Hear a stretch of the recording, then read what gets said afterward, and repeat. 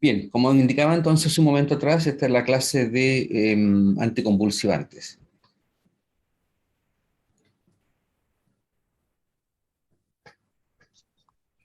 La OMS define epilepsia como un trastorno cerebral crónico de varias etiologías, caracterizada por una convulsión recurrente debido a una excesiva descarga de neuronas. Esto simplemente para entrar en contexto. Yo no voy a hablar de fisiología ni de fisiopatología, pero simplemente para entrar en contexto de que lo que estamos o lo que vamos a tratar son células excitables. Y por lo tanto, cuando uno habla de células excitables, directamente cae en fármacos que de una forma u otra van a controlar el flujo de iones. Y cuando me refiero al flujo de iones es esencialmente a sodio, ¿cierto? Cloruro, calcio y también potasio, que son los iones más importantes. De forma que los fármacos de los cuales vamos a hablar hoy, en su mayoría, no todos, en su mayoría, ellos de alguna forma u otra controlan el flujo de iones, ya sea porque actúan directamente en proteínas que son canales iónicos o porque actúan en receptores que controlan flujos de iones. Y la epilepsia, ¿cierto? También la definen como un trastorno neurológico crónico, eso es importante, crónico, y ahí entonces cuando uno comienza a pensar en los tratamientos farmacológicos, y que tiene común esto, episodios repentinos y transitorios de descargas anormales, sincrónicas desde un punto del sistema nervioso central con o sin pérdida de la conciencia. Hay varios tipos de epilepsia, no vamos a entrar en detalle tampoco, ¿cierto? Pero lo que es más importante es que los fármacos no modifican el curso de la enfermedad. Muchas veces el curso de la enfermedad cuando hay descargas crónicas, ¿no? Lo más, no voy a decir simple, sería eliminar las células que producen la descarga. Sin embargo, eso es obviamente cirugía muy complicada. Por lo tanto, lo que uno hace es un tratamiento farmacológico y uno trata los síntomas para mejorar la calidad de vida del paciente, y lo que hacen en cierta forma los fármacos es limitar que esta actividad eléctrica se propague. Desde el punto de vista de la epilepsia, eh, uno las podría clasificar como en las crisis parciales o en las crisis generalizadas, y no vamos a entrar en más detalle. Simplemente recordarse de que están las ausencias, las motoras, que son las tónicas y las tónico-clónicas, las crisis simples, crisis complejas, es variado. Pero no vamos a entrar en ese detalle, insisto. Y desde el punto de vista clínico hay dos términos que se utilizan para definir las crisis epilépticas. Uno habla de crisis convulsivas que presentan actividad motora como las mioclonías, las crisis tónicas, las clónicas, atónicas y las tónico-clónicas, que son las más visuales desde el punto de vista impactantes.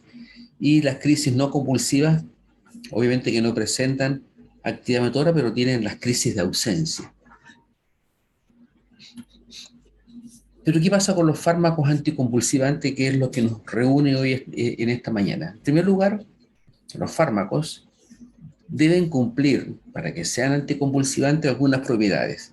Y entre ellas es suprimir por completo los ataques a dosis que no provoquen sedación u otro trastorno en el sistema nervioso central. Porque claro, cuando una persona tiene estos ataques de epilepsia, uno podría darle un sedante, la persona entra en un estado de sopor, ¿cierto? Pero no es eso lo que uno quiere. Lo que uno quiere es que la persona haga una vida normal. Después, los fármacos pueden o deben ser bien tolerados, y esto, más que nada, recuerden bien la cronicidad. Es una patología crónica. Los fármacos debieran ser efectivos en diferentes tipos de ataques, y lo que es también importante es que deben iniciar rápida acción, y lo que es más importante, deben tener una larga duración de la acción. Entonces esas son las características mínimas que debe cumplir un fármaco anticonvulsivante. Y si entramos ya en materia en los fármacos antiepilépticos uno los puede clasificar en base a las generaciones según ellos hayan ido apareciendo perdón, en el mercado o no. La primera generación de fármacos fue anterior a 1990, la segunda a partir del 1990, y la tercera generación, uno habla de aquellos fármacos que están recién en estudios clínicos, ya clínico me refiero, en algunos países aprobados, pero obviamente falta la fase 4, ¿cierto? Y aquellos que están siendo incluso aprobados con algunos requisitos de urgencia, por decirlo de una forma. En la primera generación están los más conocidos, y dentro de todos, el más importante son de los barbitúricos, el fenobarbital, la fenitoína, el clonazepam, que es una benzodiazepina que ustedes ya conocieron, carbamazepina, valproato sódico, y en menor medida la primidona y la etosuximida. En la segunda generación apareció un metabolito de la carbamazepina que es la oxicarbamazepina, y después aparecieron algunos derivados, vamos a decir, similares al GABA, tomando en cuenta entonces con esto de que el ácido gamma aminobutírico es importante. Y me imagino que esto ustedes lo conocieron por farmacología de sistemas 1, así que no vamos a entrar en más detalle respecto de la importancia del GABA y del glutamato en cuanto a el manejo de, o la generación de las actividad eléctrica a nivel neuronal. Pero lo que es importante es comentar que vienen, por ejemplo, algunos símiles al GABA, como la gabapentina y la pregabalina, que se parecen en algo al GABA, en algo, aun cuando no tengan ellos per se actividad GABAérgica. Pero aparecen otros derivados, como por ejemplo los derivados del racetam, que está el levetiracetam, la damotrigina, y después, posteriormente, aparecen algunos otros derivados que son inhibidores de algunas vías que metabolizan a los derivados al GABA, me refiero, como la tiagabina, la vigabatrina, que son enzimas que inhiben que son fármacos que inhiben a enzimas que tienen como función producir la degradación del GABA. Y por otro lado apareció el topiramato y la zonisamida, que son fármacos con una actividad bastante interesante. El topiramato, por ejemplo, a nivel de los mismos receptores GABA. Y ya esencialmente en los fármacos de tercera generación está el brivaracetam, que se supone que es un derivado del levetiracetam, otro racetamo. La eslicarbazepina, que es un derivado de la oxicarbazepina. Y aparecen otros derivados ya totalmente diferentes, como el caripamato, la cosamida, retigamina, rufinamida. Esto es esencialmente el arsenal farmacoterapéutico para el tratamiento de los diversos tipos de epilepsia. Desde el punto de vista de la farmacología, simplemente para mostrar un barniz, ¿cierto? Los fármacos que actúan como agonistas en los receptores GABAérgicos, conocidos como análogos GABAérgicos o fármacos GABAérgicos, o por otro lado que incrementan la cantidad de GABA, generalmente tienen estos tipos de efectos: relajante, antiansiedad y anticonvulsivante. Y si ustedes recuerdan, estas propiedades son las que tienen las benzodiazepinas. Por lo tanto, que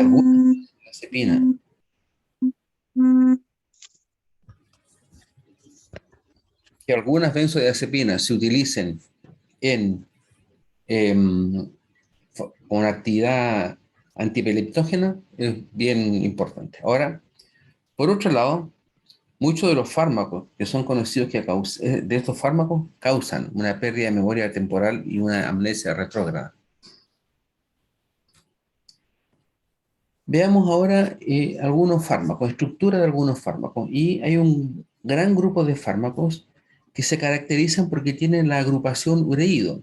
Y ureído es lo que nosotros conocemos como derivados de la urea, ¿cierto?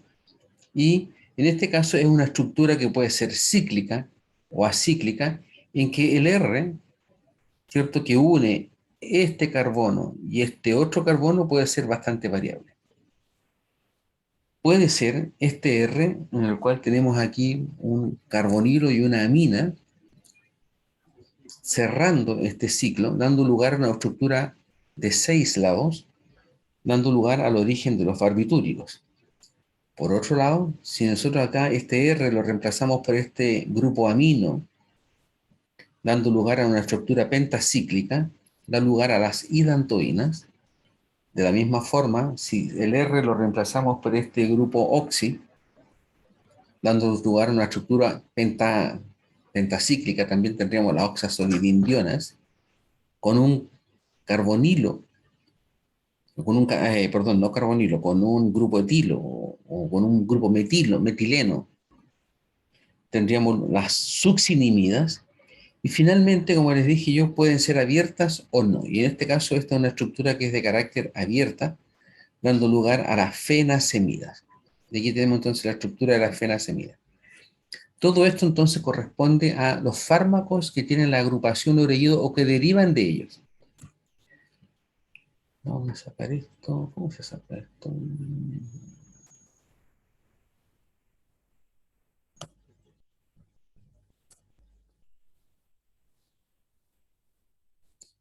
Vamos a hablar en primer lugar de los barbitúricos anticonvulsivantes. Bueno, aquí aparecen 4 barbitúricos que se han utilizado esencialmente con acción anticonvulsivante. Recuerden bien que estos nacen de esta estructura ureída en cual se le agrega un carbonilo y un grupamino, dando lugar a una estructura hexacíclica, cerrada obviamente.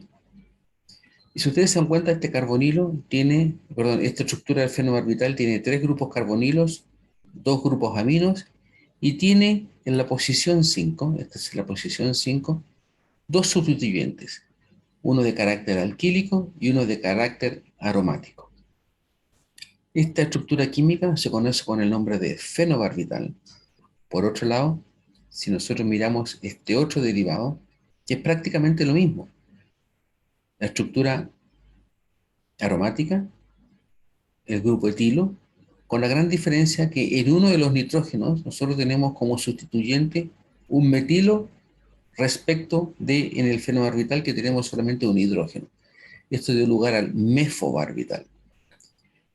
Y por este otro lado, ¿cierto? Aquí tenemos una estructura bastante diferente, que sería el benzobarbital, en el cual en la posición 5, esa es la posición 5, siempre mantiene un grupo alquílico y un grupo aromático, mientras que en este otro caso, ¿cierto? En uno de los nitrógenos se está formando una estructura tipo benzamida, dando lugar al benzobarbital, y otro barbitúrico, también con acción anticonvulsivante, aquel en el cual se reemplaza la estructura aromática por 2 grupos metilos, perdón, 2 grupos etilos, dando lugar al metabarbital. Bueno, estos son los derivados anticonvulsivantes, pero las benzodiazepinas se caracterizaron no solamente por ser anticonvulsivantes, sino que también por ser sedantes e hipnóticos. Y estos barbitúricos de esta lámina, específicamente butalbital, barbital, alobarbital, butobarbital, ciclobarbital y exobarbital, se comportan como sedantes e hipnóticos.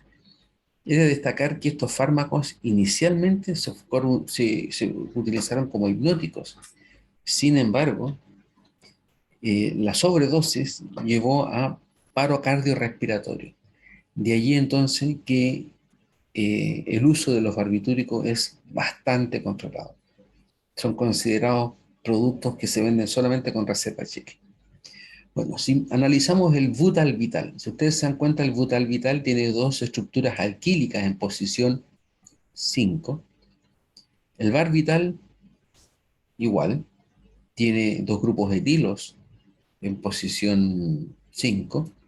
El alobarbital, 2 grupos también alquílicos, lo mismo que el butobarbital. El ciclobarbital, a pesar de tener una estructura cíclica, no es aromática, lo mismo que el exobarbital. La diferencia entre esto y este otro es simple, ¿cierto? Acá un etilo, acá un metilo, y un metilo en el nitrógeno 1 y acá un hidrógeno. Ahora bien, desde el punto de vista de la nomenclatura, ¿cierto? Pues me faltan todavía otros sedantes hipnóticos, secobarbital, y finalmente llegamos a estos otros derivados en los cuales se hizo un reemplazo bioisostérico de uno de los oxígenos del ciclo del anillo principal.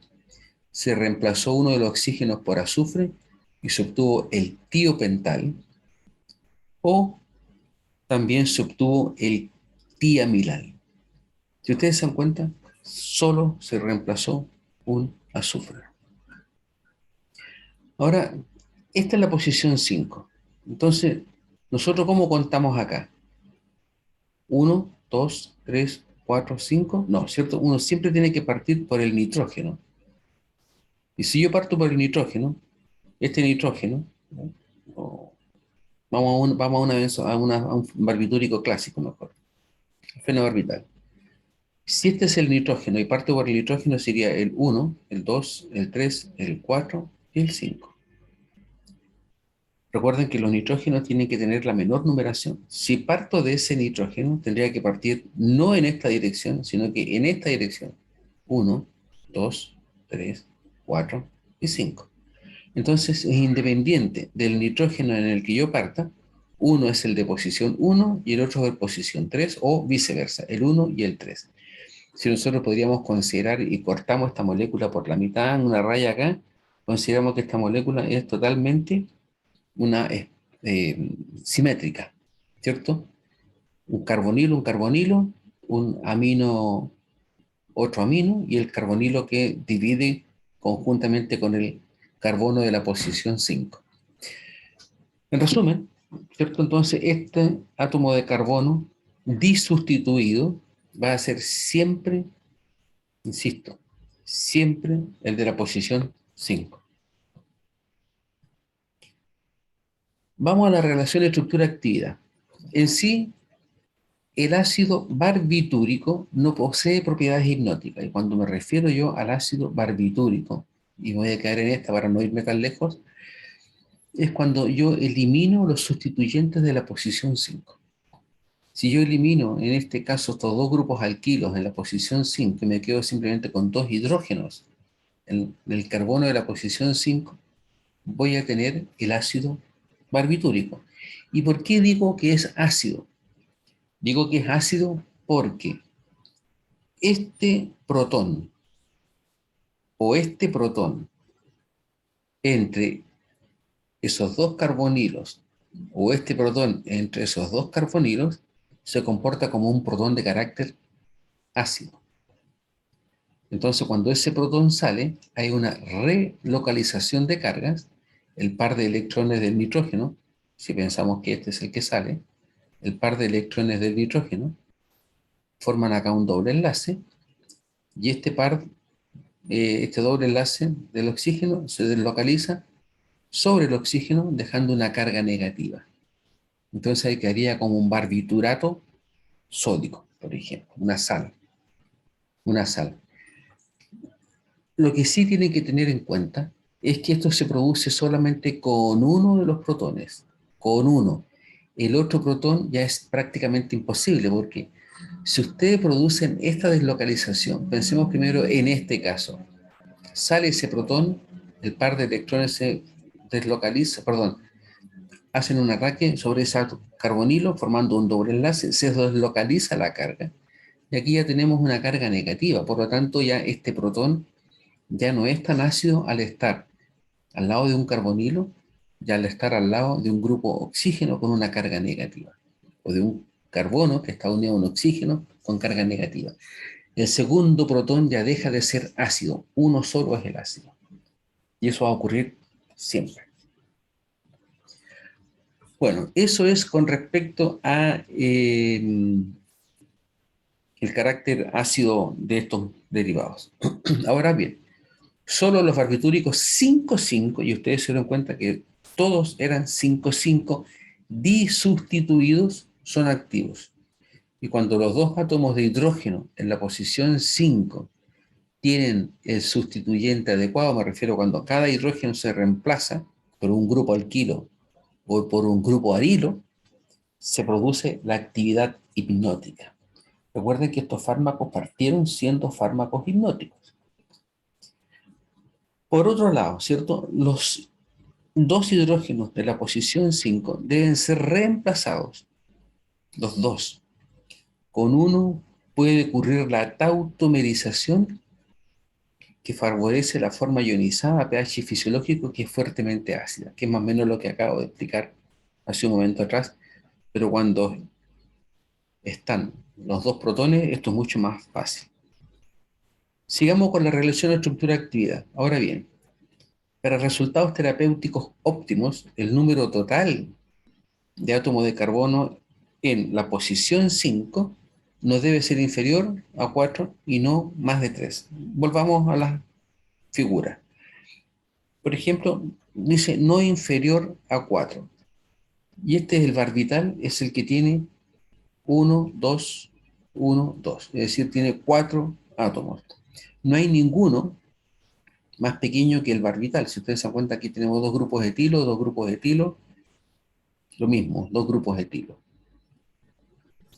No hay ninguno que tenga un derivado menor en la posición 5, cuya suma de los sustituyentes sea inferior a 4. Pero también decía que no tenía que ser superior a 10. Y si nosotros miramos acá, por ejemplo, el fenobarbital con el grupo aromático tiene 6, 7, 8. Algún sustituyente más ramificado, por ejemplo, podríamos pensar en este alobarbital. 1, 2, 3, 1, 2, 3, 6.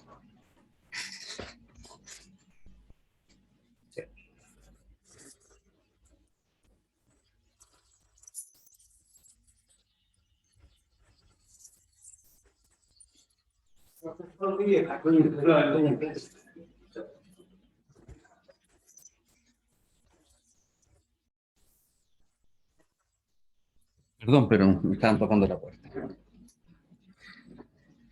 Digamos, acá, por ejemplo, el seco barbital o el tiamilal. Pensemos, tiene 1, 2, 3, 4, 5, 6, 7, 8. 1, 2, 3, 4, 5, 6, 7. ¿Se dan cuenta? Ninguno de estos derivados tiene más de 10. Ahora bien, si ustedes se dieron cuenta, dice ahí en el punto 2, solo uno de los grupos sustituyentes en la posición 5 puede ser una cadena cerrada. Si ustedes revisan así a vuelo de pájaro, abiertos estos dos sustituyentes de carácter alquílico, estos son sustituyentes de carácter alquílico, pero uno solo es de cadena cerrada, el otro es abierto, abierto, abierto, abierto, uno solo es cerrado. Y aquí lo mismo, uno solo cerrado y todos son abiertos. Finalmente, ¿cierto? Los isómeros de cadena ramificada, por ejemplo, si miramos estos isómeros son iguales, ¿cierto? Aquí tenemos un grupo etilo, y aquí tenemos 1, 2, 3, 4, 5. Aquí tenemos 1, 2, 3, 4, 5. Claro, entonces, un grupo etilo por un lado, un grupo etilo por el lado, por aquí tenemos un pentilo, aquí también un pentilo, pero obviamente la distribución o la ramificación puede ser bastante diferente. Y estos serían prácticamente isómeros, aunque la cadena ramificada puede tener ciertas diferencias. De hecho, los de cadena ramificada exhiben mayor actividad, pero menor duración. ¿Por qué? Porque estas cadenas son fáciles que se oxiden y eso facilita su eliminación. Cuanto mayor es la ramificación, más potente, por ejemplo, si comparamos amobarbital con pentobarbital. Amobarbital, pentobarbital.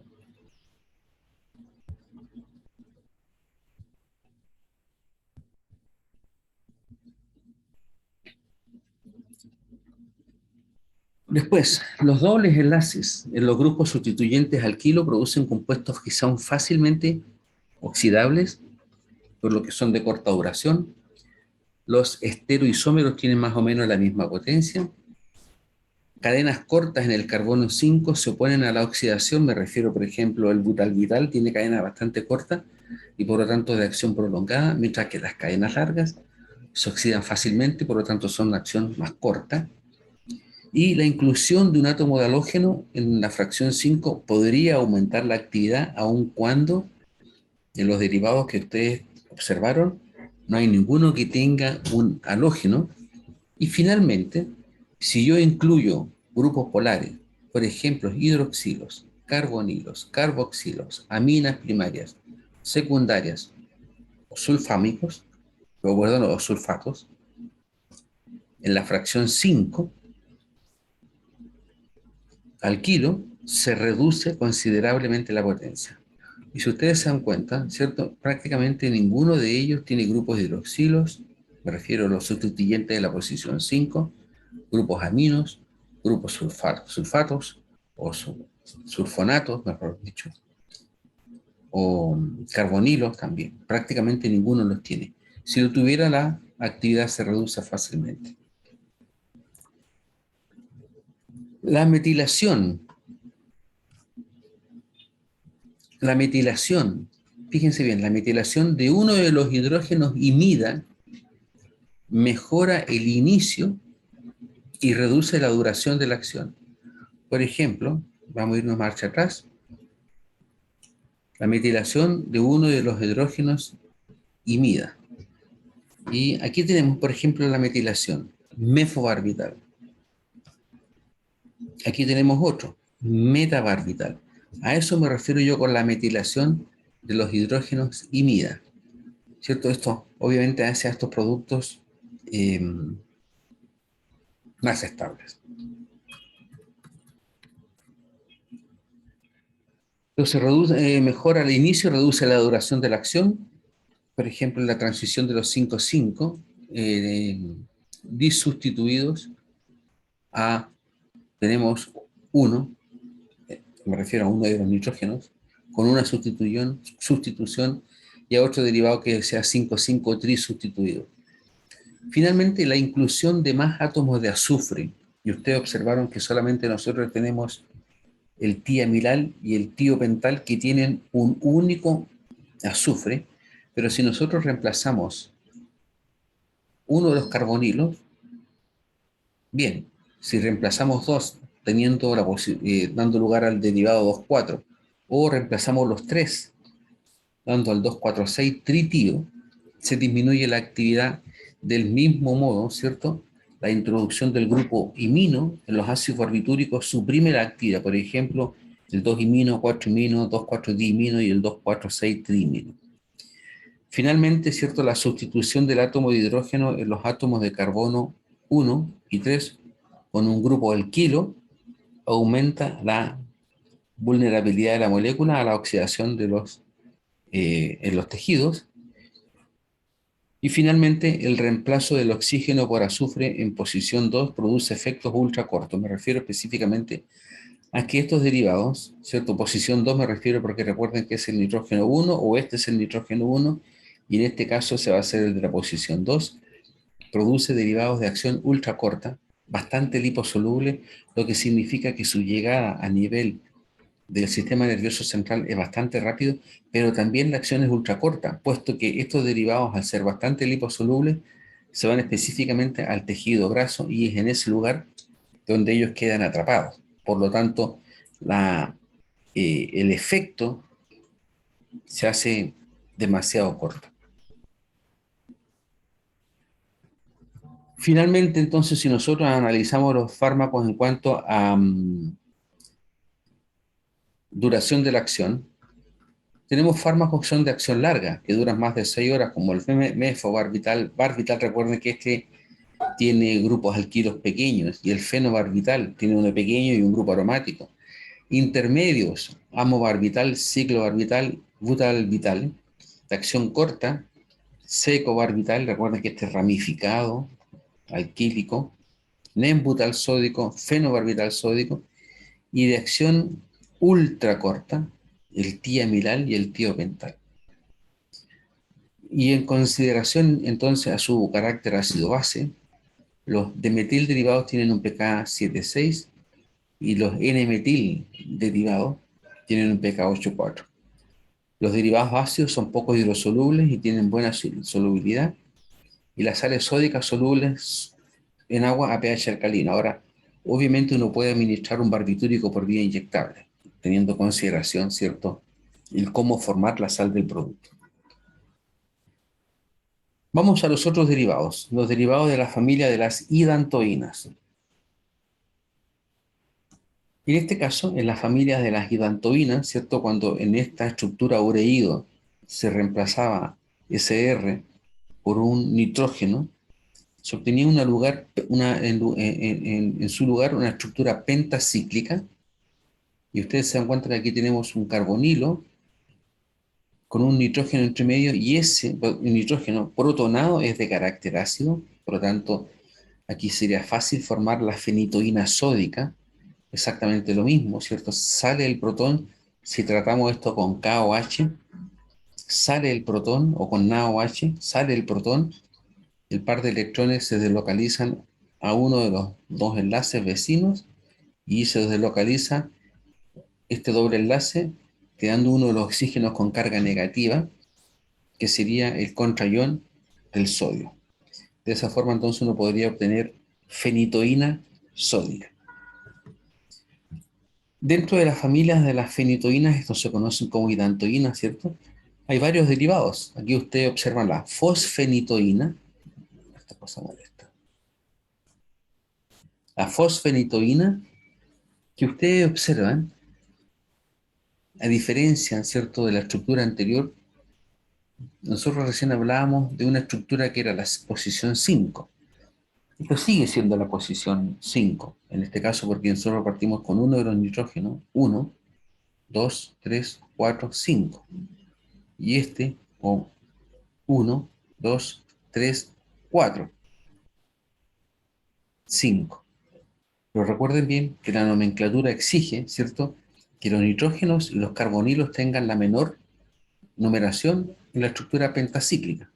Por lo tanto, la menor numeración es partiendo con este nitrógeno, 1, 2, 3, 4, 5. Si yo parto con este, sería 1, 2, 3, 4, y este sería el 5. Carbonilo estaría quedando con una numeración mayor, por lo tanto se parte con ese protón, con ese nitrógeno. Bueno, entonces en este caso, ¿cierto? La fosfenitoína tiene un grupo fosfónico unido al nitrógeno del de la posición 1, dando lugar a la fosfenitoína. Si reemplazamos acá en el nitrógeno por un metilo, tenemos la mefenitoína, o si lo reemplazamos por un etilo, tenemos la etotoína, y finalmente, si eh, no tenemos más que ningún sustituyente de los nitrógenos, pero sí en la posición 5, los derivados fenil, etil y dantoína. Fenil, etil y dantoína. Fenil, feniletil, bifenil.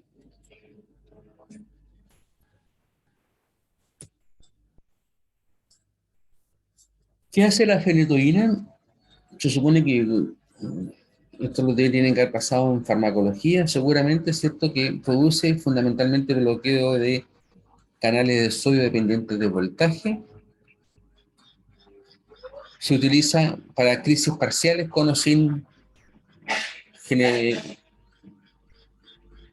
ausencias. Hay efectos secundarios, lo más importante el rash cutáneo, la hiperplasia gingival y otras reacciones que son de carácter individual, como la granulocitosis, el síndrome de Steven-Johnson, la anemia plástica, etc.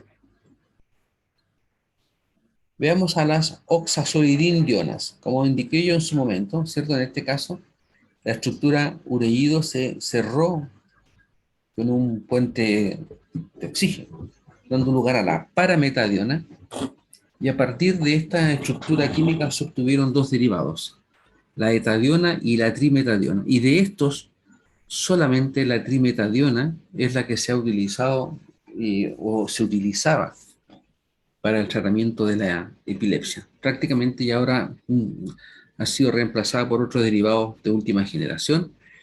Quizás lo más importante a destacar acá es la presencia de estos dos grupos metilos.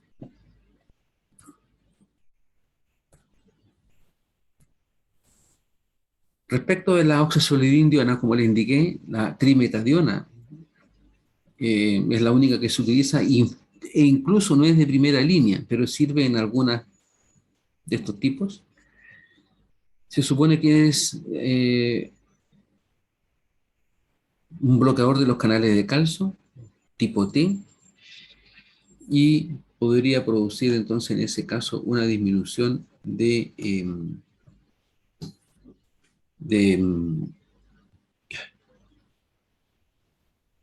una disminución entonces de la entrada de calcio. Y recuerden ustedes que la entrada de calcio es importante para el fenómeno de eh, propagación de la señal en células excitables, pero sobre todo, recuerden que el calcio también es importante para la fusión entre las vesículas que liberan algún neurotransmisor y la membrana. Bueno, hay algunos efectos secundarios que no los vamos a nombrar.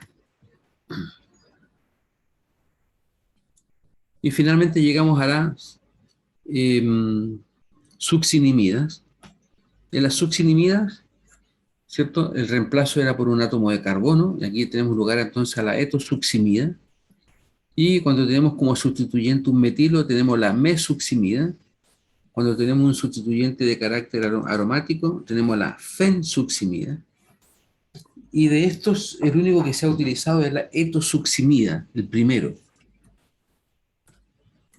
Y la etosuccimida uno lo puede escribir con X o con 2C, generalmente uno lo encuentra de esta forma. Igual, reduce corrientes de calcio, canales de tipo T, en neuronas talámicas, y de esa forma entonces produce un bloqueo de la señal eléctrica en estas células excitables. Son las 10:58, vamos a hacer un recreo de unos 10 minutos, nos juntamos entonces a las 10:10. Voy a parar la grabación. Ya muchachos, seguimos. Corresponde que hablemos ahora de fenacemida, oxcarbamazepina y carbamazepina. Y estos no son otros tipos de fármacos que derivados de ureas. Aquí está la urea, ¿cierto? Un carbonilo rodeado por dos aminos, eso es la urea. O monacilurea, aquí también nosotros tenemos un carbonilo rodeado por dos grupos aminos. Dando en un lugar en un caso a la fenacemida, que prácticamente no tiene uso terapéutico, y por el otro lado dando lugar a la carbamazepina. Carbamazepina, que si ustedes recuerdan bien las clases de fármacos antipsicóticos y antidepresivos, es una estructura tricíclica con un nitrógeno en el anillo central, que es un anillo de 7, por lo tanto es un dibenzo azepin derivado, dibenzo, un benzo, dos benzo, azepin derivado con el nitrógeno en la posición central de este anillo de 7. Obviamente, y el puente etileno indicando una insaturación. Y por el otro lado, entonces acá está la estructura química donde se ve o donde se observa la urea. Ahora, ¿qué es lo que nosotros podemos pensar respecto de esta carbamazepina? Bueno, la carbamazepina se la define como un fármaco que es activo bloqueando canales de sodio e incluso canales de calcio sensibles a voltaje, y de esa forma entonces podría bloquear la generación del impulso epileptógeno.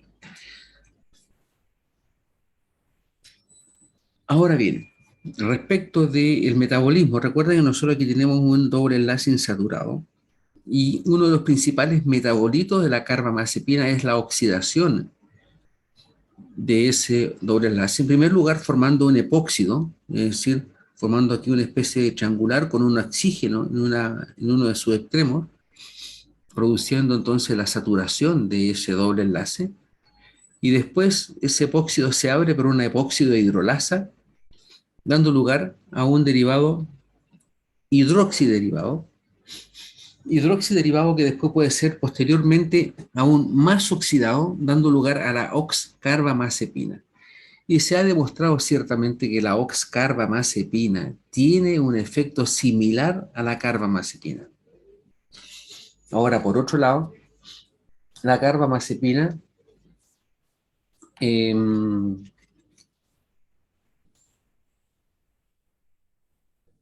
no solamente se utiliza para el tratamiento de la epilepsia, sino que también se utiliza para la neuralgia del trigémino. Y el trigémino es un nervio que se irradia en la cara, en el rostro, ¿cierto? Tomando incluso parte de la mandíbula inferior y parte obviamente de las mejillas. Y eso es lo que se produce y se conoce como el nombre de neuralgia del trigémino, cuando duele ese nervio, produciendo un dolor prácticamente a nivel óseo en las mandíbulas y en la cara. Y para eso se utiliza también la carbamazepina. Ahora, desde el punto de vista de la relación estructura-actividad, en la carbamazepina, si nosotros eliminamos, por ejemplo, uno de los dos grupos aromáticos, prácticamente el fármaco llega a ser inactivo. Si reemplazamos en ese grupo amino con un grupo etilo o con grupos más largos, aumenta la toxicidad y disminuye la actividad. Si reemplazamos eh, uno de esos protones por un grupo metilo, se incrementa la actividad.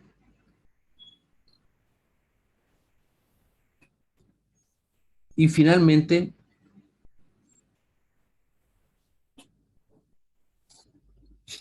cualquier otro cambio en este grupo carbonilo va a significar una pérdida de la actividad.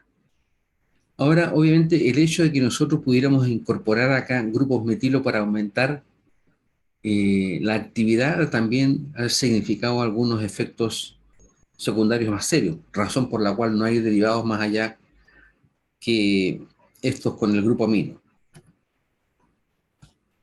Me refiero desde el punto de vista terapéutico. Entonces, como dije hace un momento atrás, ¿qué hace la carbamazepina? Bloquea canales de sodio y también de calcio dependiente de voltaje.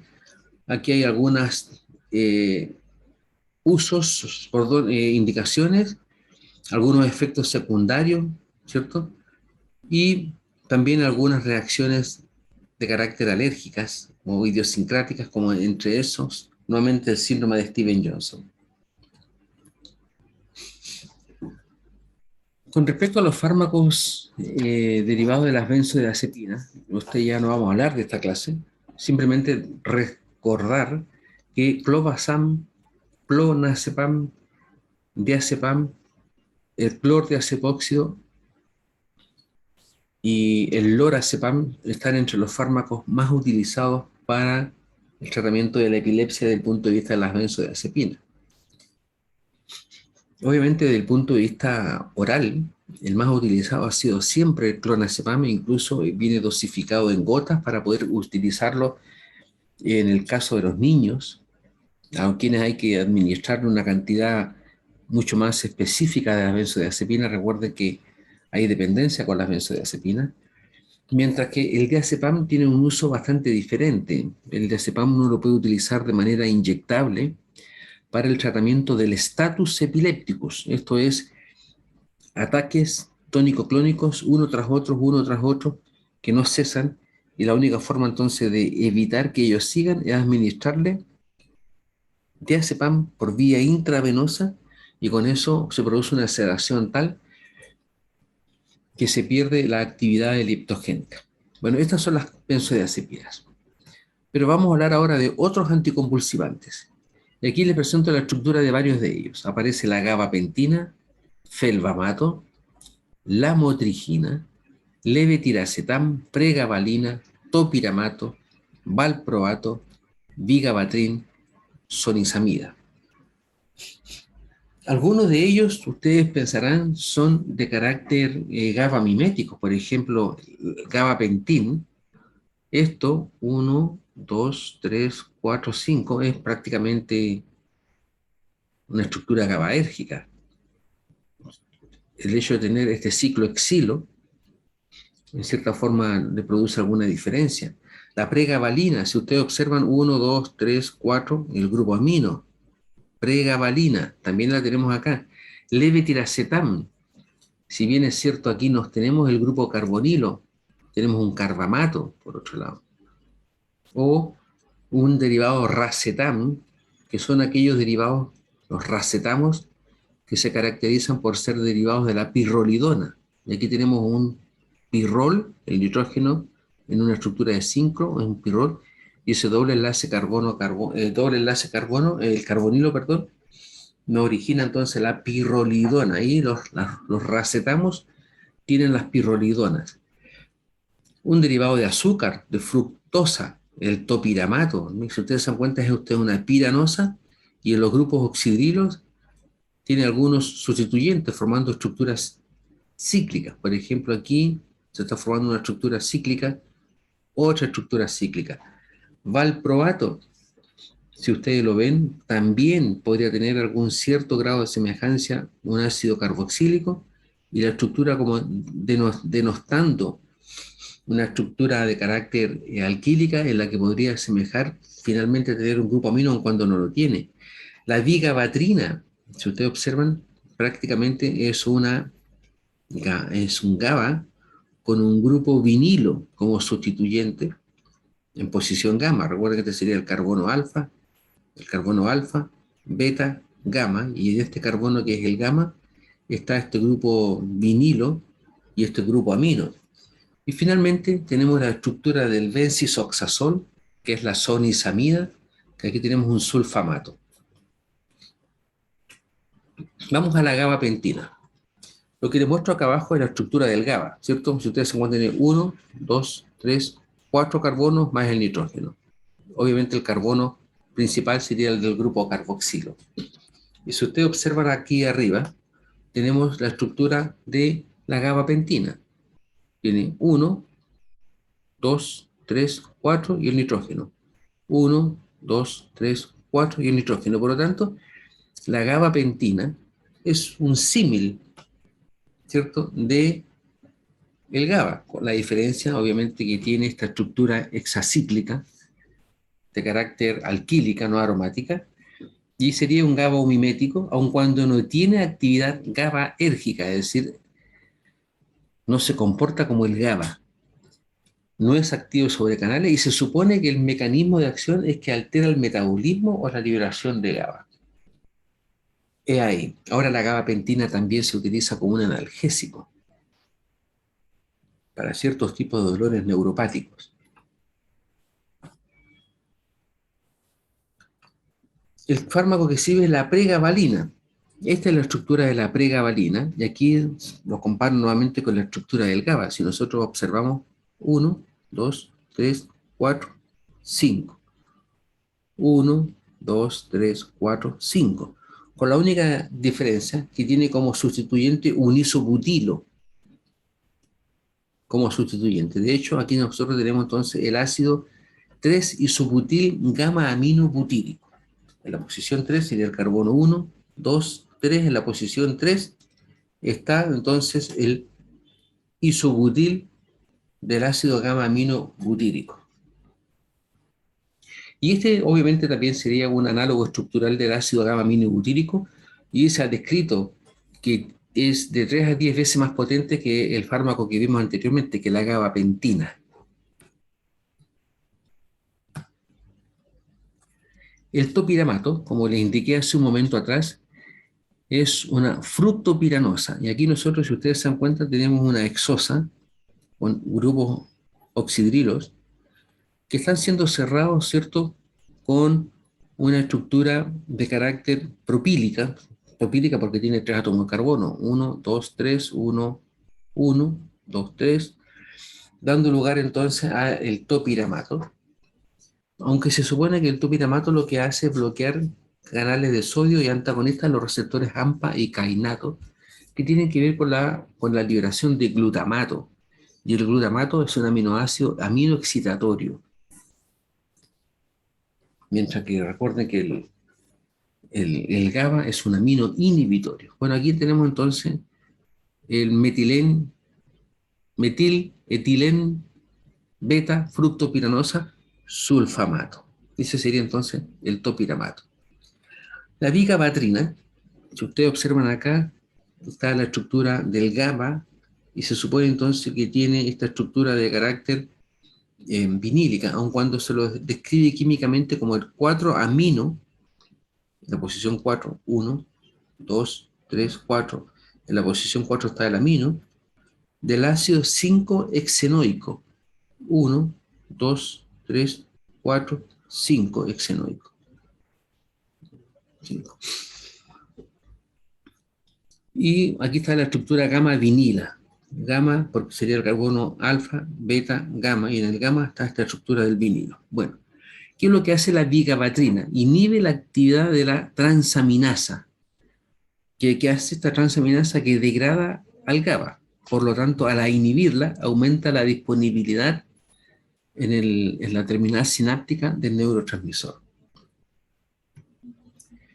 El levetiracetam, como les indicaba hace un momento atrás, el levetiracetam es un derivado de pirrolidona. Aquí tenemos el pirrol, y esto es pirrolidona, y a esto se le conoce como los piracetanos. Y es un carbamato, ustedes se dan cuenta, y se supone que se une a una proteína que es la proteína SV2A, que regula canales de calcio, estabiliza las vesículas a través de esta proteína, impidiendo sobre todo la liberación del neurotransmisor excitador, que es el glutamato.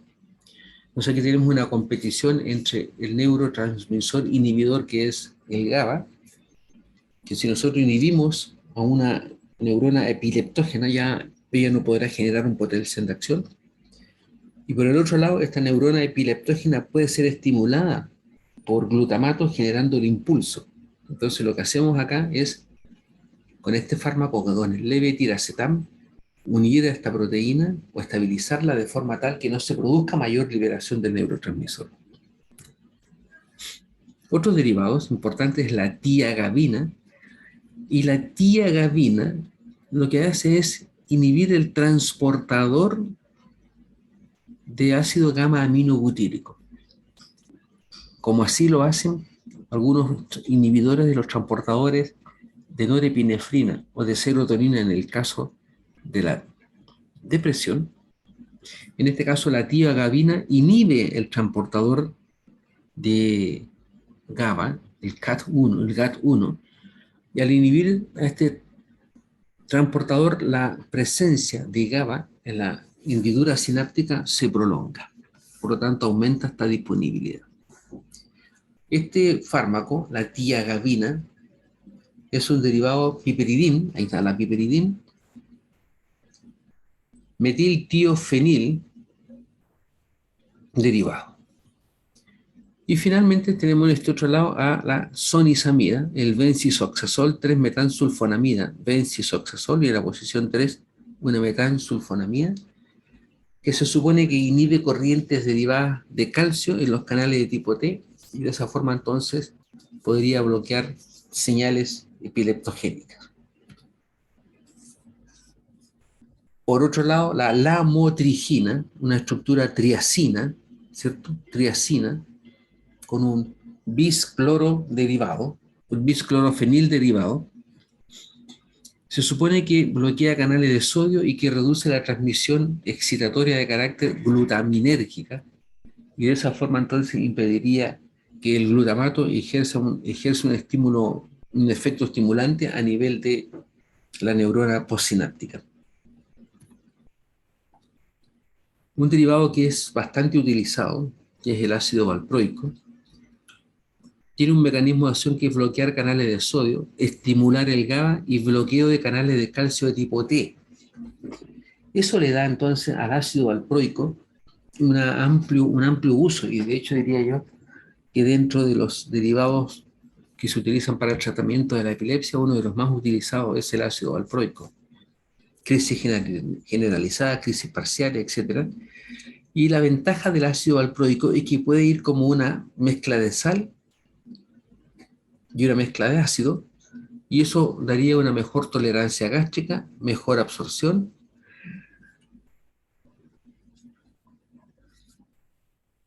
y un logro mucho más efectivo de los efectos terapéuticos deseados. Finalmente vamos a llegar al vamos a llegar al topiramato, perdón, al felbamato, que fue un fármaco que se introdujo en el mercado en el año 1995. Si ustedes se dan cuenta, uno podría pensar incluso como una estructura tipo gabapentin, ¿cierto? Cuando nosotros hablamos de una estructura que tiene, en este caso tiene dos carbamatos en el extremo, ¿cierto?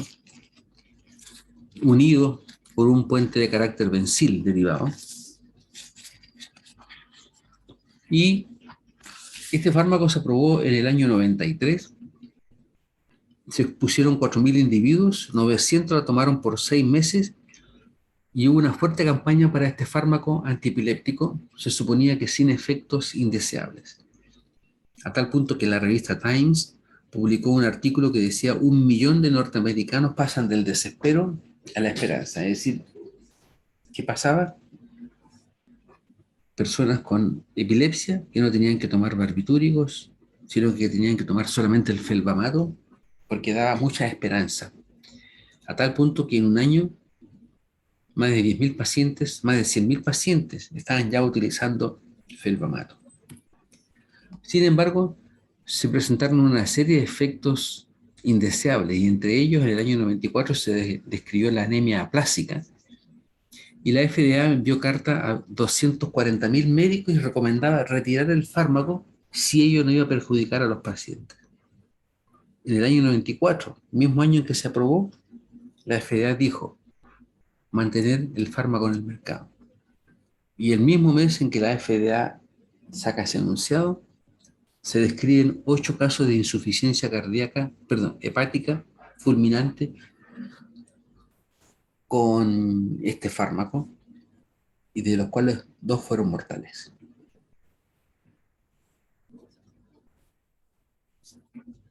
¿Qué pasó entonces?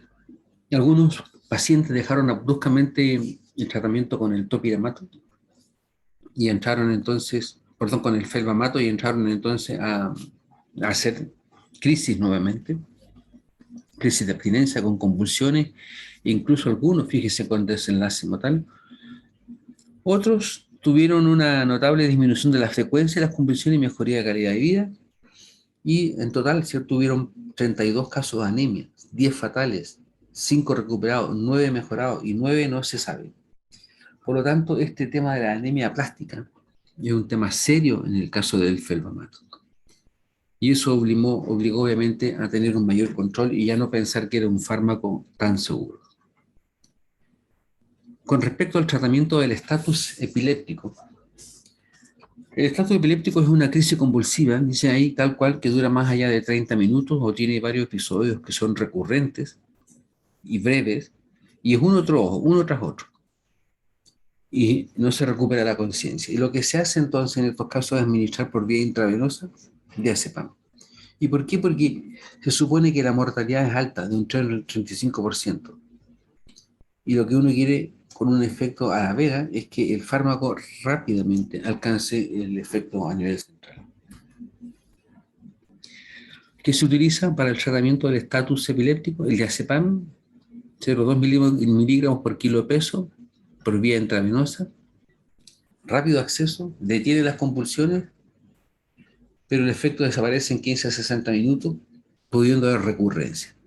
El lorazepam, por otro lado, tiene un efecto más prolongado, incluso se puede dar hasta por vía sublingual, y puede también administrarse fenitoína. Recuerdan que también se puede administrar fenitoína de carácter sódica para prevenir las recurrencias.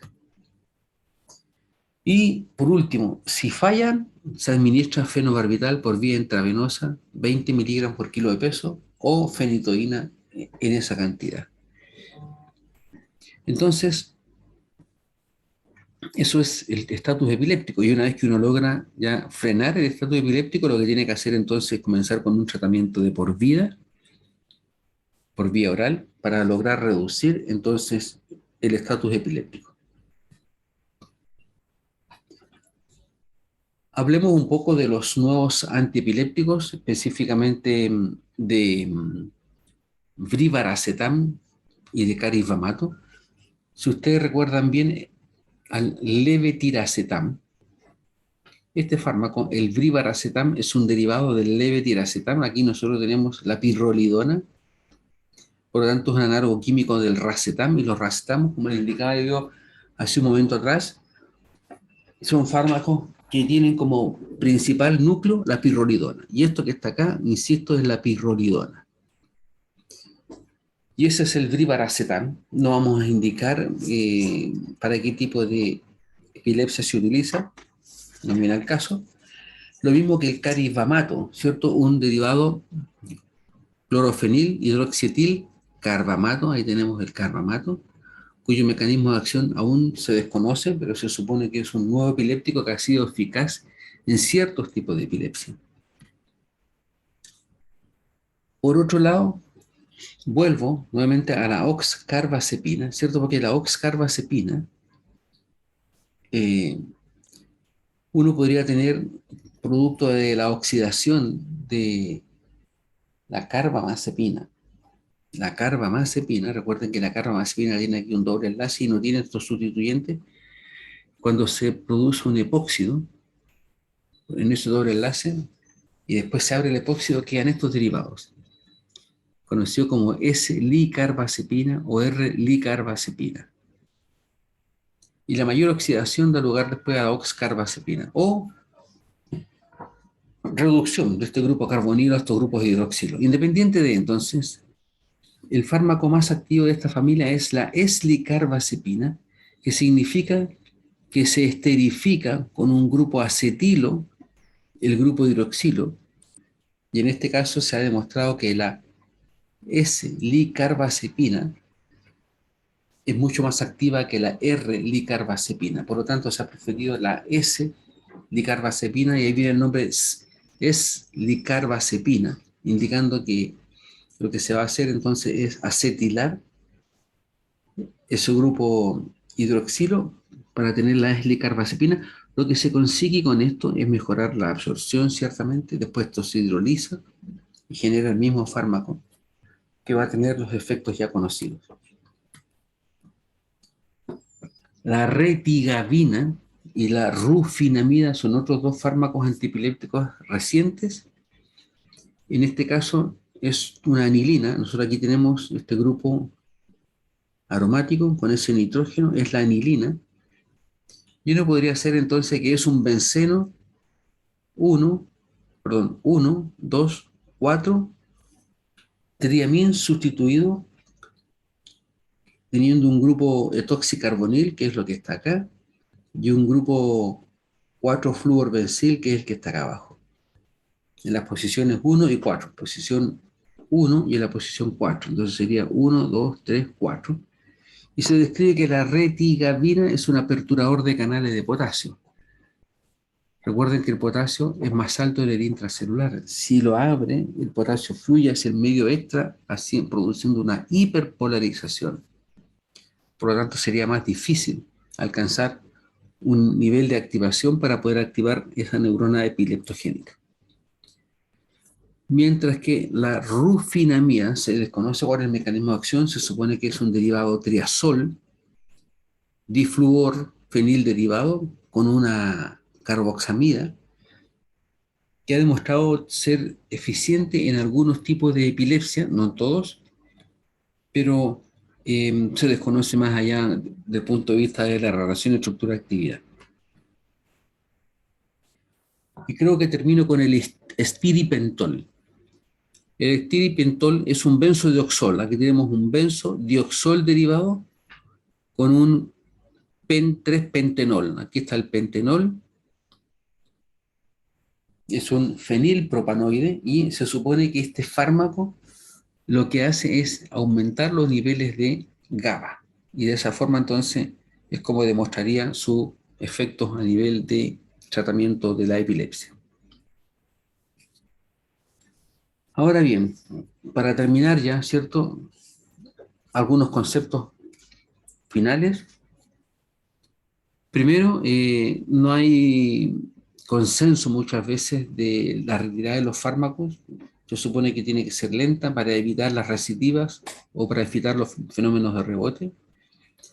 Hay controversia sobre el tiempo que debe permanecer libre de crisis un epiléptico antes de la suspensión del tratamiento.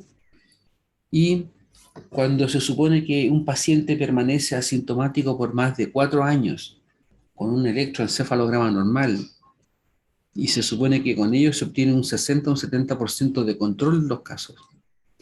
Y finalmente, 2 años libres de crisis han demostrado similares resultados, indicando que el tiempo de espera para dejar de tomar los fármacos es muy largo. Entonces, una vez que se instaura el tratamiento, se debe mantener al menos durante 2 años sin crisis epilépticas. Después se comienza a suspender en forma gradual el tratamiento. Hay que considerar factores de riesgo a la recurrencia.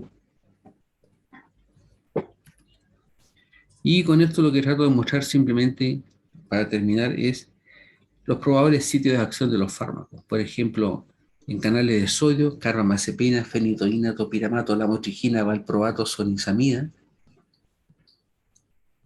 En canales de calcio, la etosuximida y el valproato. En la vía de síntesis de ácido gamma aminobutírico, uno puede inhibir la transaminasa u otras enzimas para evitar la degradación de.